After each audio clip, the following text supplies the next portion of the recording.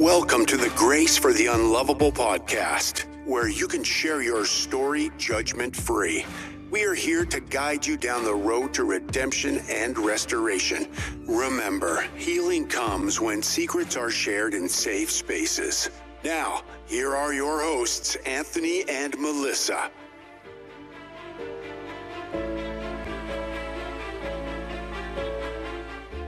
Well, good evening, everybody, and welcome to the Grace for the Unlovable podcast. I am your host, Anthony. Hello, I'm your co-host, Melissa. We're so glad that you've taken the time to stop by tonight. Check us out. If you are new, this podcast is called Grace for the Unlovable because we believe that some of us have made huge mistakes. We've blown it. We've sinned. We've done things that have harmed other people, and society has either deemed us unlovable or just internally, we just feel unlovable, and we need a place to share our story judgment-free. So that's what we do here. And if you are new to this podcast, I would say tonight is a good episode to stick around and check out because we have a pretty heavy letter that was sent to us over the last week. And it's one that I feel is the epitome of what we do here. It's somebody that's been carrying a secret for a long time. It's a big one. It's one that people would definitely judge. But we're not going to do that here. We're just going to try to help this people find the road to redemption and restoration and just some self-healing, wouldn't you say? Before we get to that, let's just get to a couple of quick announcements.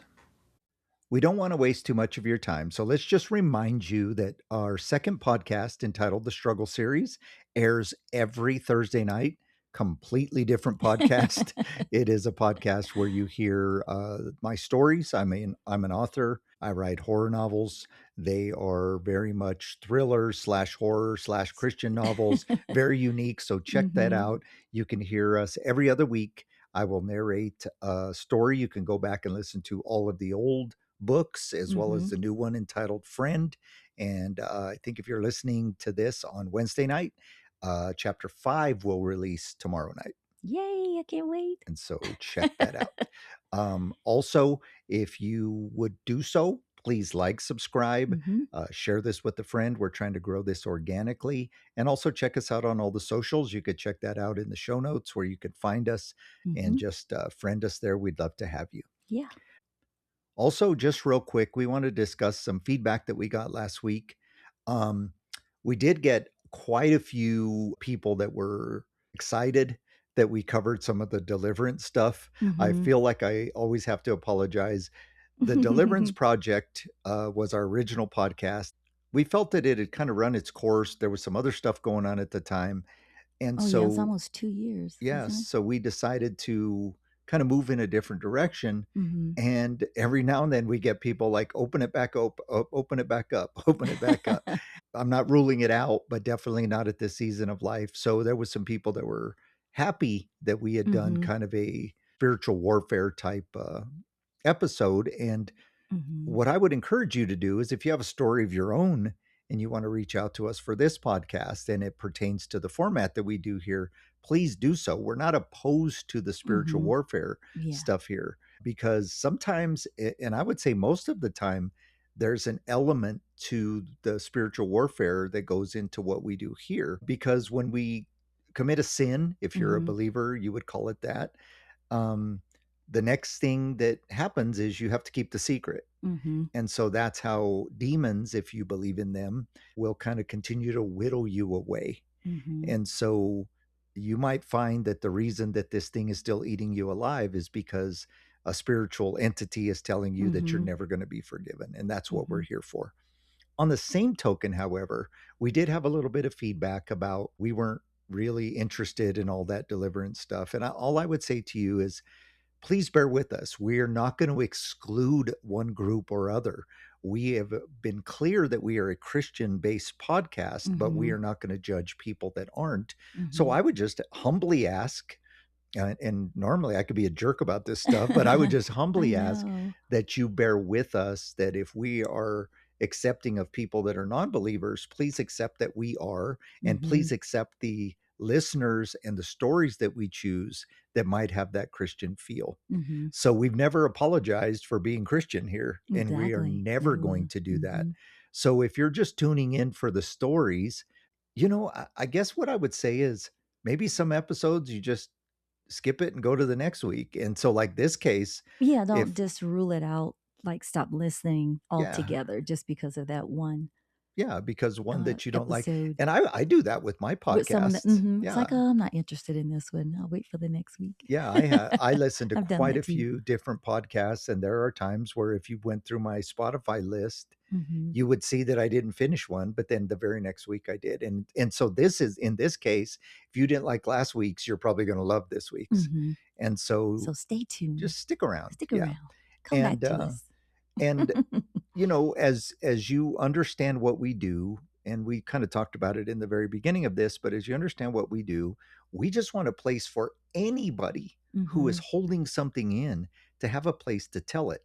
All of us have a secret. Mm-hmm. All of us are doing something even now that we're probably not supposed to be doing. Mm-hmm.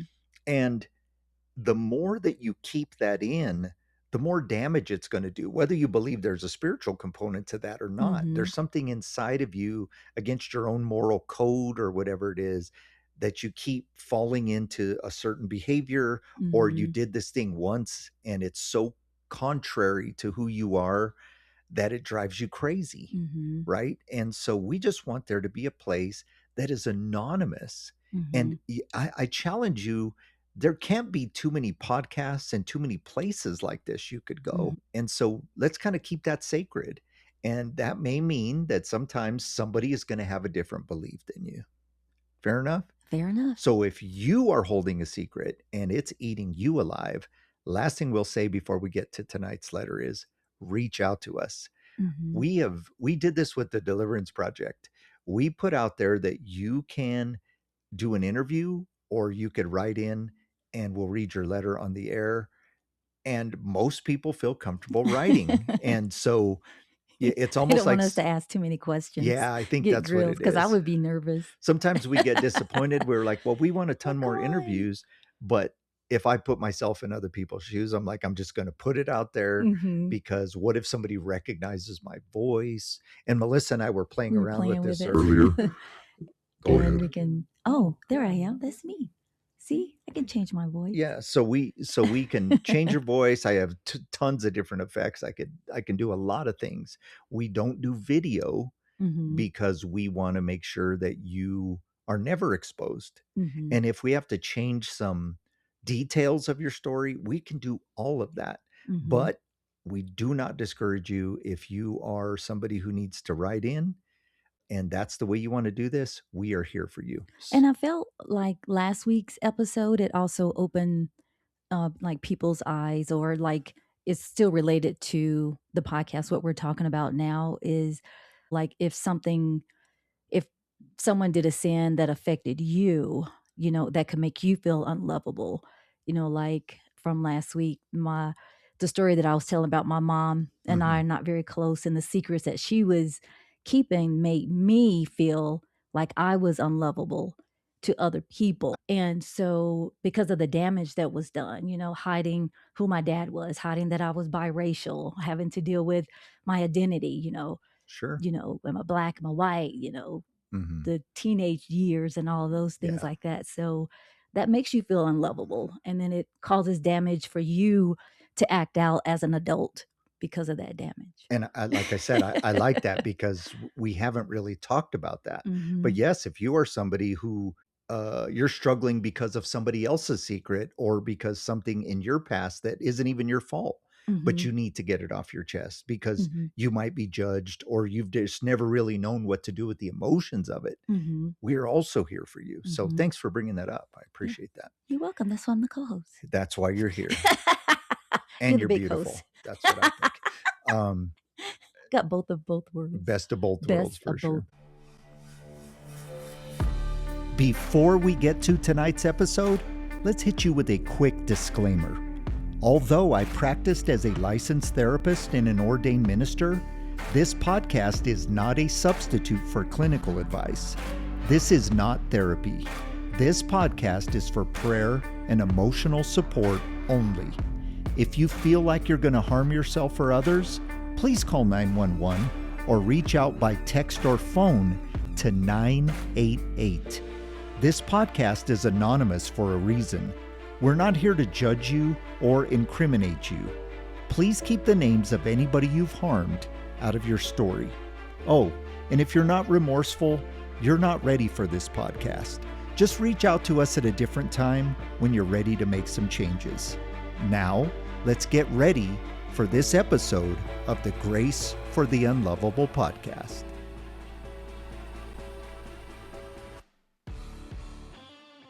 Now, let's jump to tonight's letter. Again, kind of trigger warning. Okay. Gonna be heavy. And no judgment. This person is somebody who I would say is not normally a person who would do this. And not only because they say that, because you can kind of tell in the writing. So he says, "Hello, Anthony and Melissa. My name is Dallas." And I'm not sure if that's his real name or I not. like that name, Dallas. It is a cool name. I'm not sure if it's his real name, but definitely no last name. But he said, "Let me start out by saying that I'm the last person you would ever think to write into a podcast. I'm somebody who listens to a ton of programs, but would never call in or write in. I'm just not that kind of guy. But I just found your podcast and it has me all fucked up." By the way, right now, some of you just went, "I thought they were Christian. Why did he cuss?" Well, I'm not somebody who's so stuffy, even though I used to be a minister. I wasn't cussing from the pulpit, but words don't scare me, and definitely am not going to censor somebody because of some stupid religious garbage. We're not a religious podcast. We are a Christian-based podcast. And so I'm going to read these letters as they go. So maybe some of you will say, "Well, gee, they're not that Christian." And I would say we are not religious Christians. We are Jesus followers. Yep. And so we're going to read this letter as it is. And so it says, "But I just found your podcast and it has me all fucked up. I have never heard a podcast like this and I was curious. I listened to the episode with the guy who was drinking too much and went to jail." So that must be episode 1J. "I totally understand that guy. Guys like us were raised to keep shit inside and get over it. And I'm that guy. And for many years, I kept everything in, and that caused me all kinds of damage. Now, Melissa would tell you I'm the crybaby of the relationship. I am not afraid of my emotions anymore, but it took me a long time to get there. So I get you, Dallas. I totally understand that guy. Guys like us were raised just to keep shit inside and get over it. Here is the problem. I have something that I try to pretend never happened, but it never goes away. And if you try to keep something inside, if it's bothering you, it will never go away because it's bothering you for a reason, right? It is always under the surface, ready to kick my ass at any moment. I figure I better get it out before it eats me alive. I've tried to think about it, and in reality, there's probably nothing I could have done. But that doesn't mean I didn't do something that I regret every fucking day of my life. About 10 years ago, my mom asked me to come over and keep an eye on my sister. She was pretty sick and she couldn't get out of bed. We weren't sure she was going to make it very much longer. My mom was tired and needed a break. My old man was not around, and it was up to her to take care of my sister. She needed to run some errands and asked me to help. She asked me to give her a few hours, and I said I would. That day is fresh in my mind, and I'm starting to feel like the tension of this, and I'm sure the listeners are as well. I went in to check on her, and she was pretty bad. My mom told me to make sure she got her medicine. After about a half hour, I gave her her medicine and then went back to the living room. This is where I fucked up. My girl called and we started talking. She needed some money and asked me to meet her. I knew I shouldn't go, but I was only going to be gone for about 15 minutes. I grabbed my keys and ran over there real quick. I swear I wasn't gone that long. When I came back, I heard a noise coming from my sister's room. I went in, and my worst nightmare was true. She was dead. I called 911 and then called my mom. They came pretty quick, but she was already gone. They said that she died from her disease. I know that's true, and there was probably nothing I could have done. That doesn't mean she deserved to die alone. I should have been there. The crazy thing is that nobody knows. I never told anybody. They all think I was there when the machine went off and I called right away. The truth is, I don't know how long she had been that way. So there it is. I said it out loud.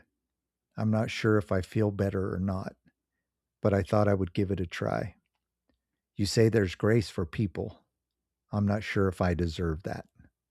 Let me know what you think. Dallas. Oh, of course you deserve grace, Dallas. Of course, for sure. What do you think, Melissa? Like, that's heavy. Like, That is heavy. I could so put myself in his shoes. in Yeah. shoes. And he's probably young when it happened and probably just really didn't really think anything of it because she was like in the bed and not able to get out of the bed. You know, it's almost like he probably felt like she was safe because it's not like watching an infant where you have to keep an eye on them, Yeah. you know, every second.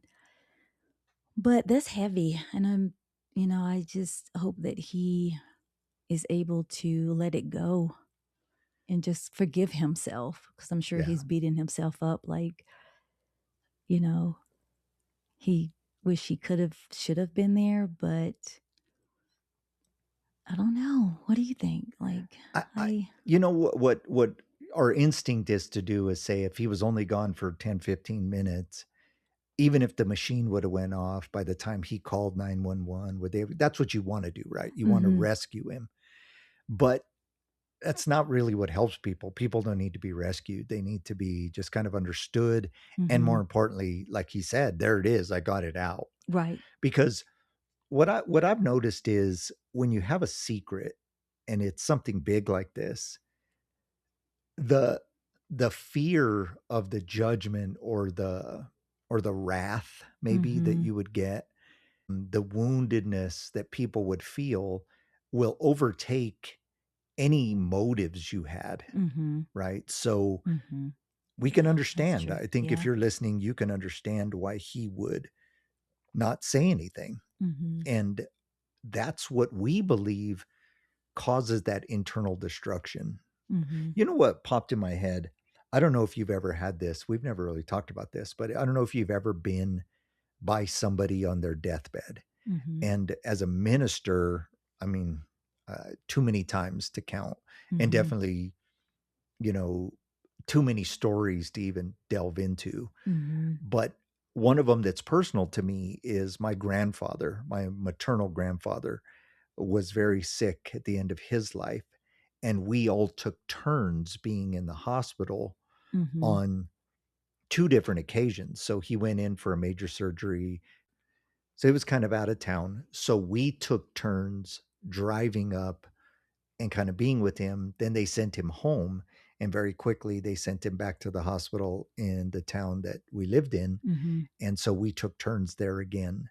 And I can remember sitting with him at different times, and he was in so much pain. And then there would be moments where they would kind of sedate him and give him drugs, and he would be asking for the pain pills well before, you can only take them like every 4 hours or 2 hours, whatever. And he'd be asking him for them 30 minutes after, but they would sedate him and he would then be okay. And what popped in my head is that's when you'd go down to the snack machine, or that's get when some you'd coffee, go out right. to the hall and make the phone Lunch. calls and update everybody. And I could remember saying, I got to get back in there right away, because you knew that it was any moment type thing. And almost in a weird sort of way, the pain was telling you that he was still kicking, you know what I mean? So I don't really understand.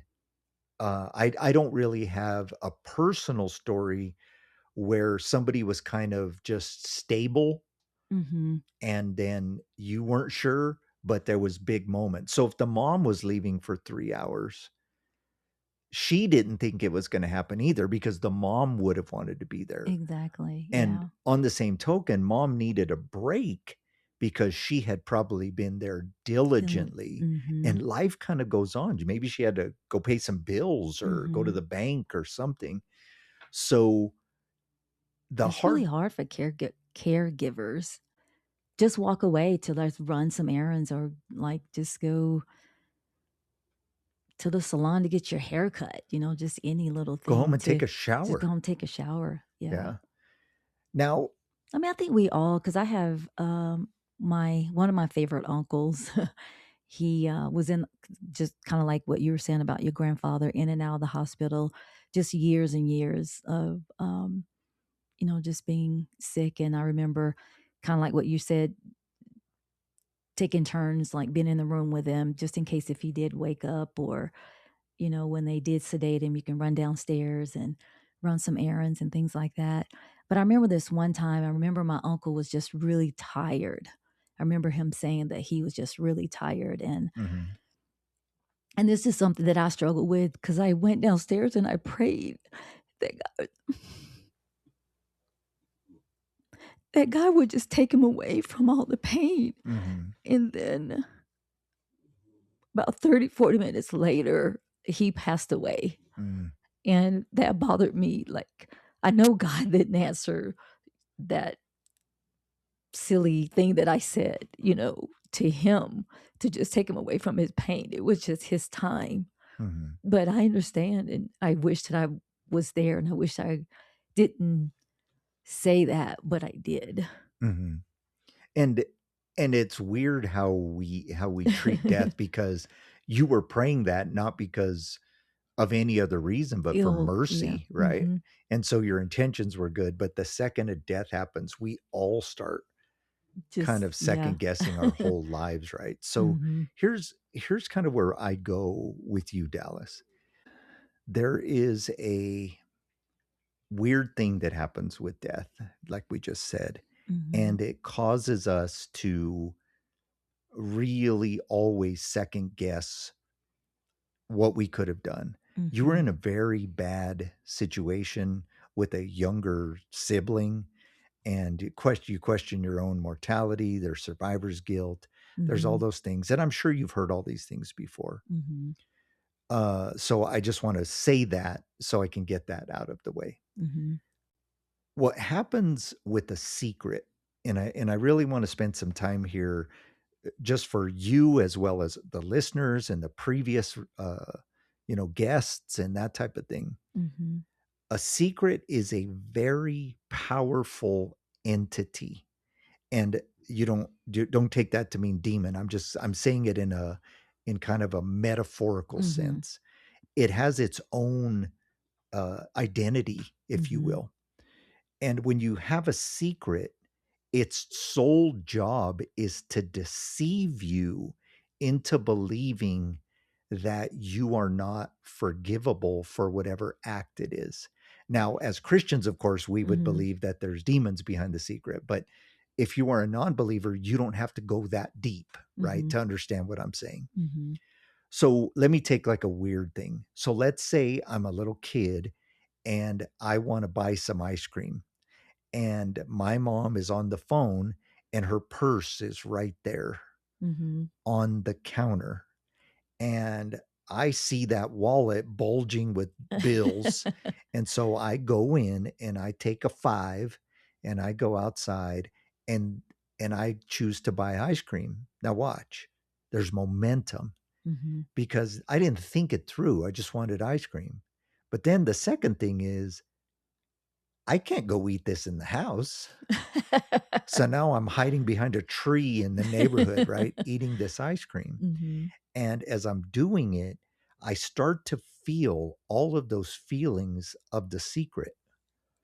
And so I eat the ice cream. If you're a smart kid, like a deviant kid like me, you Mhm. wipe make sure there's no evidence on your face or whatever. Then you go back in the house, and the first time you make eye contact with your mother, You're going to look away. there's a guilt, right? Like, and so Mhm. then your mom says, "What were you outside doing? You look guilty." Oh, Oh, nothing, nothing. right? No, you were doing something. Some of us will actually make up a lie to divert from the fact that we stole money to eat ice cream. So now this thing is building momentum, Mhm. right? And so what we do is we now have a big kind of brewing entity. Don't, Mhm. if you're not a Christian, don't make that a demon. Just make that its own momentum, if you will. Mhm. This thing, this secret has become secrets, Mhm. right? And then its goal ultimately is to convince you that you're not forgivable. We would use the term you're not lovable Mhm. because you're deceptive. You're a bad person. Sometimes the things we're holding a secret are not even that bad. Mhm. Other times, the things we're holding a secret were not even our sins. Mhm. Like you said, other people sin against you, but the shame of it makes you hold their secret. Mhm. Then it becomes your secret. And what I'm trying to get across is that secrets, in and of themselves, are responsible for a lot of damage in a human being. I would even go as far as to say physically, Mhm. because the stress, the anxiety that you carry. Mhm. Now, what would happen, of course, if this hypothetical little boy just said, "Okay, mom, you busted me. I took $5 out of your purse and I went and bought ice cream." Now she would be upset, right? Mhm. But run with me. So you stole the money, you bought the ice cream, you ate the ice cream behind a tree, you came inside, she told you were guilty, you lied and said you went too far down the road than you're supposed to. She scolds you. Then she goes up to your room a little later and sees the change from the $5 Mhm. on your dresser because you weren't thinking it far enough through. Then she Mhm. says, "Where did you get this change?" Now you're making another lie. Then Mhm. she goes in her purse because she knew exactly how much money she had. And then she puts two and two together. Now you're in big trouble, Trouble. right? Mhm. And then you can stop and think, why didn't you just ask her? Mhm. Because sometimes the answer is no, and you don't want to hear no. So you start to look at yourself. And I know this is a little hypothetical, but get real Mhm. with me. You start to look at yourself.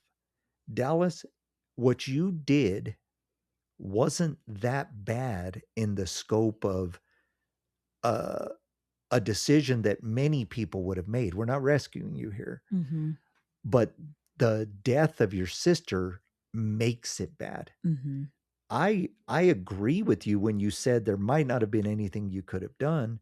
And I'll even go a little deeper and say you might have dodged the bullet if you would have called the paramedics early this time, but it sounds like she was terminal. Mhm. So again, you might have prolonged it, you know, maybe long enough for your mom to get back. I don't Mhm. know what it is that you're feeling inside. But what you did is definitely worthy of forgiveness. And more importantly, you said this at the end of your letter. You say, "There is grace for people. I'm not sure if I deserve that." Everybody listening to my voice, please hear what I'm about to say. None of us deserve grace. If you use that statement, Dallas, and I'm not picking on you, my friend, you don't understand what grace is. Mhm. Real simply, grace is getting something that you don't deserve. It literally means unmerited or undeserved favor, Mhm. unmerited or undeserved forgiveness, unmerited or undeserved love. Mhm. And of course, people would compare that to mercy. Mercy is not getting something that you do deserve. Mm-hmm. So mercy is when you kind of get away with less than what you had coming. Yeah. Grace is getting way more than you ever Deserved. deserved. Mm-hmm. And so grace is this crazy thing, Dallas, because none of us deserve it. And then he can also think of how it probably helped his mom deal with it, thinking that he was there with her. Possibly. You know, how that could have comforted her. Yeah, there's a lot of So many ways. different There's a angles lot that of you can ways look to at look it. at it. But Mm-hmm.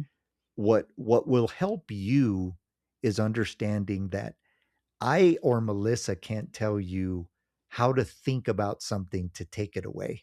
Mm-hmm. Melissa, what she just said is a good way to look at it. I could think of 10 more. Mm-hmm. And it doesn't mean that you haven't thought of all those. And if it's a new one, Right. Yeah. you can think of it. But what you can't do is not believe that you're worthy of grace and then exclude yourself. Mm-hmm. What I want you to do instead is think how beautiful a thing it is that grace is available to somebody like me. Mm-hmm. Grace is available to all of us. And I'm going to kind of spill the beans here. None of us are worthy of grace. Mm-hmm. Some people might look like they are, and some people might even behave a little better than most. Mm-hmm. And there's definitely a lot of people that believe they're better than the rest of us. But all of us have sinned and fallen short. Every one of us. Mm-hmm. I will challenge anybody. All of us have a secret. Mm-hmm. All of us, even those hyper religious people that, follow their biblical principles to a T. They don't Mm-hmm. cuss. They don't even drink caffeine. They don't drink alcohol. They don't gossip. They live in this bubble. Those are miserable people. Trust Mm-hmm. me. It doesn't mean that I'm encouraging you to go sin so you're not miserable. That's not what I said. Right. But those people are not living honest because they're not being honest. Mm-hmm. They're trying to earn their salvation. They're trying Mm-hmm. to earn their way to heaven. Mm-hmm. And none of us can. All have sinned and fallen short. Mm-hmm. And so grace is this beautiful thing where in our belief system, Dallas, that God looked down on us and said, they're never going to make it here. They are never going to get to this paradise that I'm building for them. Jesus Mm-hmm. said he's going to prepare a place.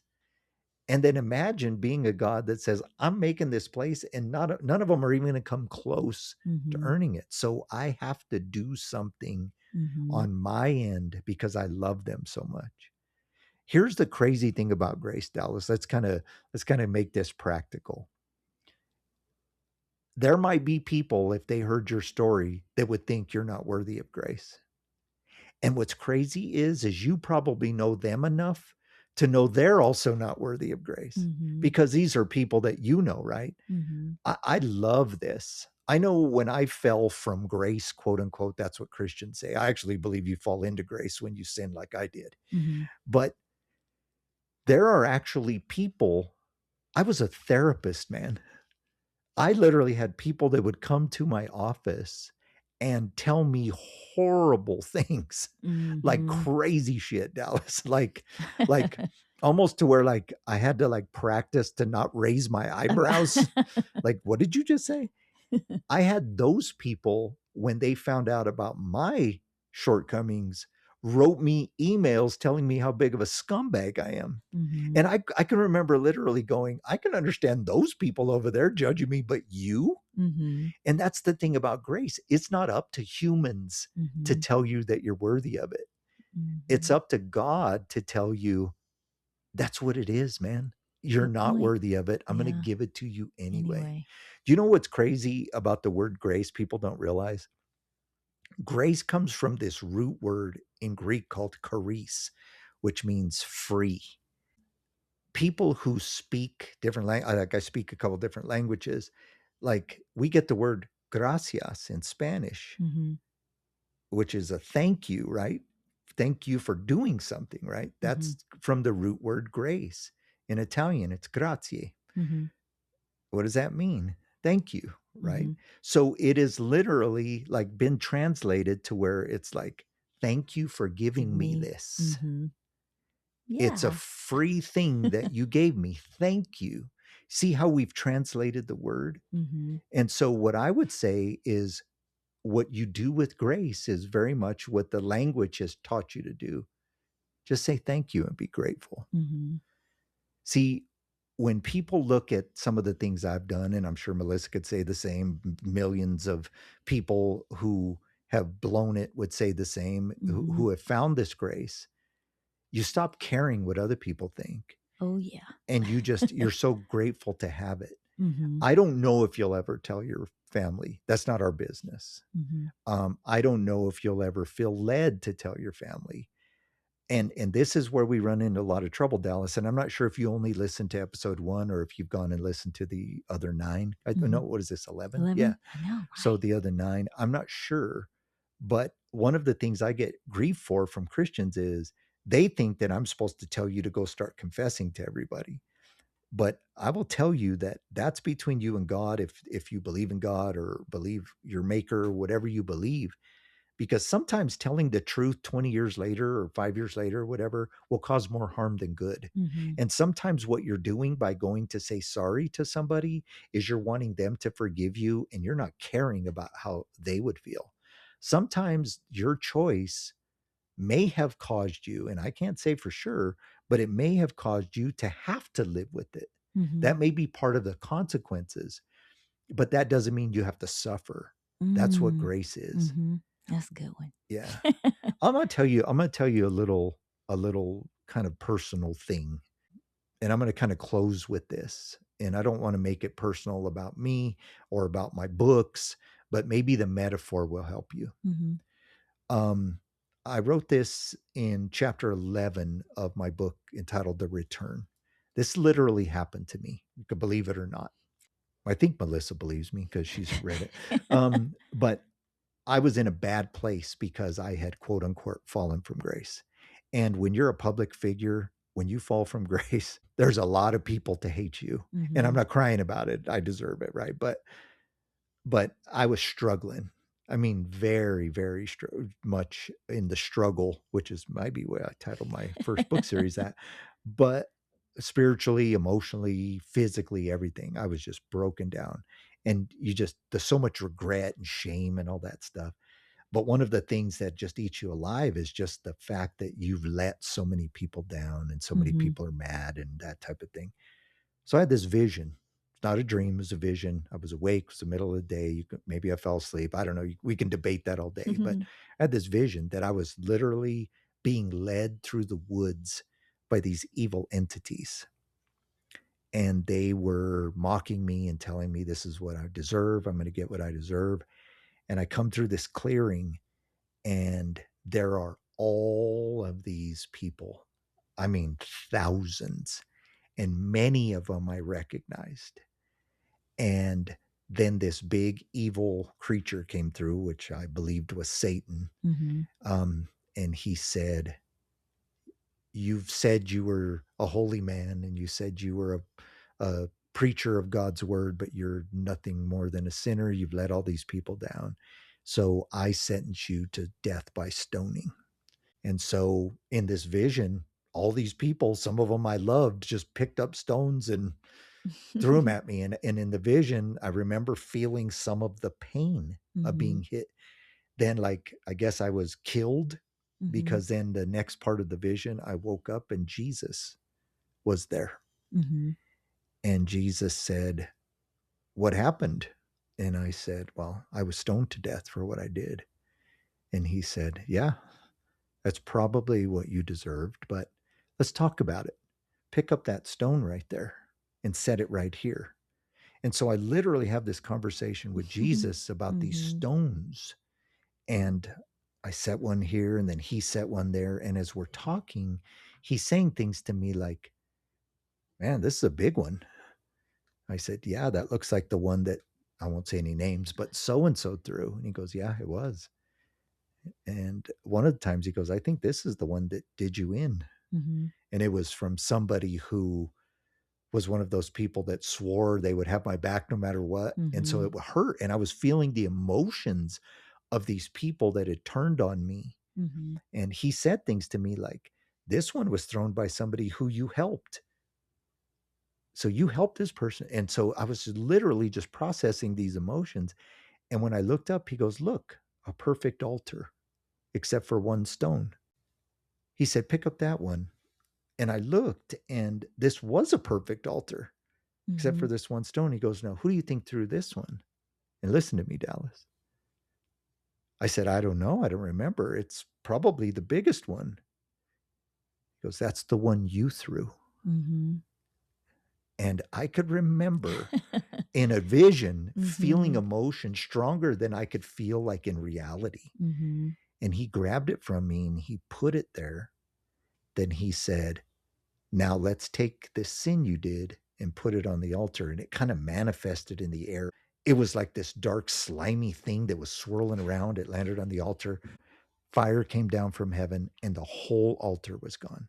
The sin, the altar, everything. Then I woke up and I put that in the book, not Mhm. as the book isn't like an autobiography. I just used it as a metaphor for the story that was being told in the book. Mhm. But that helped me. And Mhm. so going forward in my life, when people I would run into later and they would have judgment or they would kind of walk the other way and pretend like they didn't know me, it didn't hurt so bad. Mhm.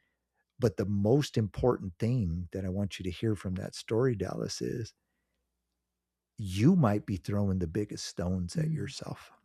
Mhm. I think you loved your sister. Mhm. I think you were probably young, didn't know how to process all of this. To be out of the home and kind of maybe coming over to visit and your mom trusting you to watch your sister. There's no malintent here. Oh yeah. It's a decision we make that has Mhm. the potential to regret, Mhm. had to have regret. And that's where secrets shouldn't exist, Mhm. but one exists here. And so this is what we do. We take it and we put it in the place where we believe grace comes from. Mhm. We don't try to push religion on you, Dallas, but we believe that grace comes from Jesus. Mhm. And so if you don't know him, you didn't say in your letter if you're a Christian or not. Yeah. So, but if you don't know him, that's what I would encourage you to do. Have a conversation with him. Hey, if you're real and these two people on this podcast say you are, like, talk to me about this. Have a Mhm. conversation with them. So, do you know what people have told me? They're like, I'm not going to have a conversation with an invisible being. I'm like, you have You talk to conversations with yourself all the time. Who are you talking to? I mean, some of you talk out loud. Melissa and I both do this. We both kind of have this thing where we're talking and then it comes out loud.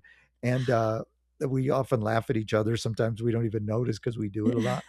We all do this stuff, man. Mhm. So if he's not real, just do it in a closed room so nobody thinks you're a weirdo.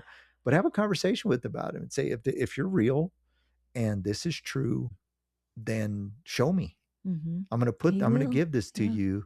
And I ask you for this grace. I'm not saying I deserve it. I'm just asking for it. Right. Like we said a couple of weeks ago, it's a free gift. Mhm. Are you going to open the box or are you just going to say And thanks that's for the nice that he's gift? asking for it, that he's Yeah. asking for the grace. Aw, very Yeah. good. Yeah. So hopefully that helps. And I'll be honest, there's kind of an ulterior motive. We not only want to help you, Dallas, but I think it was a good idea to just talk about secrets a little bit and Mhm. grace a little more in detail than we normally do. Mhm. Um, because grace is a beautiful thing to those who are receiving it. And Mhm. grace can be offensive to those who think you don't deserve it. Mhm. The problem with that is they didn't deserve it when they got it either. Mhm. And so you can't let their opinion of you determine whether you're worthy of grace. Mhm. The cat's out of the bag. None of us are. Just grab a hold of it, be thankful that you got it, Mhm. and go on with your life in a Mhm. much happier way. Trust me, dude, I've blown it way bigger than this. And Mhm. it was still there for me when I reached out to grab it. Mhm. So anything else, Melissa? What do you think? I think you covered most of it. That was really good. Well, Thanks for hopefully explaining that helps him and other people, right? yeah, And exactly. now, what I would just say as we go forward is hopefully this inspires some more of you to reach out to us. We are definitely in need of more letters, interviews, whatever the case may be. And I'm going to reiterate what Melissa said earlier. It isn't just people that blown it. Maybe some of you have a secret that you're keeping, or something you're ashamed of, or you feel makes you unlovable that wasn't even your fault, that somebody did to you, and you need to get it off your chest as well. This is the place. Yep. Okay. All righty. Well, thank you, Dallas, for sharing your story. Yeah, absolutely, for sure. Thank you. And stay in touch, buddy. Had a brief interaction with you, but we didn't really get to chat a lot. So hopefully we get to do that a little more. But thanks for giving permission for us to use your letter as well. Yeah. Just a reminder, this program is written, produced, and hosted by us, Anthony and Melissa Corelli. This program is copyright The Struggle LLC. Shout out to Todd Kazinka with Todd K Voiceovers. Again, if you have a story of your own, you can reach out to us at gracefortheunlovable@gmail.com. To find out more about all that we do, you can find us at thestruggleseries.com. Remember, healing comes when secrets are shared in safe spaces. So may God bless you and bring you peace. Good night.